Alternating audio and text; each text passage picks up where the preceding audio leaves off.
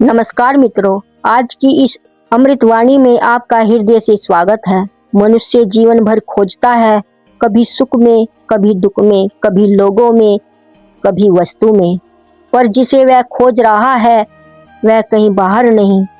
आज का यह प्रवचन ज्ञान देने नहीं, स्मरण कराने आया है।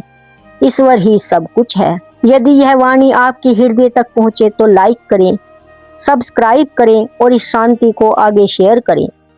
रामकृष्ण परमहंस कहते थे, ईश्वर को पाने के लिए कहीं जाना नहीं पड़ता, केवल देखना सीखना पड़ता है। जो देख रहा है वही ईश्वर है, जो सुन रहा है वही ईश्वर है, जो पीड़ा में भी साक्षी बना है वही ईश्वर है। हम सोचते हैं ईश्वर कहीं ऊपर है, कहीं दूर है, कहीं मंदिरों में है। रामकृष्ण परमहंस कहते थे, यह भ्रम है। ईश्वर श्वास में है, मौन में है, आंसू में है, प्रेम में है, पीड़ा में भी है। जिस दिन यह दिखने लगे उसी दिन द्वैत समाप्त हो जाता है।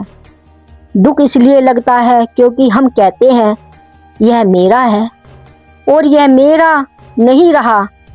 जहाँ मेरा है वहीं बंधन है। रामकृष्ण परमहंस कहते थे, जिसने सब ईश्वर का मान लिया उससे ईश्वर कुछ छीनता नहीं।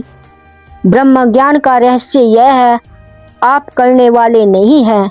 जब यह भाव जागता है सब वही कर रहा है, तब चिंता गिर जाती है, भय गल जाता है। यही मुक्ति की शुरुआत है। रामकृष्ण परमहंस कहते थे, जब मैं रहता है तब ईश्वर छुपा रहता है और जब मैं मिट जाता है तो केवल वही रह जाता है। यही अवस्था है जहाँ साधक नहीं रहता, साधना नहीं रहती, केवल सत्य रहता है। ईश्वर पाने की वस्तु नहीं, समझने का विषय नहीं, डरने का कारण नहीं। ईश्वर आपका स्वभाव है। जिस दिन यह अनुभव उतर गया उसी दिन जीवन प्रार्थना बन जाता है। आज रात सोने से पहले बस इतना स्मरण कर लेना, जो हुआ वह भी वही था, जो हो रहा है वह भी वही है, जो होगा वह भी वही होगा।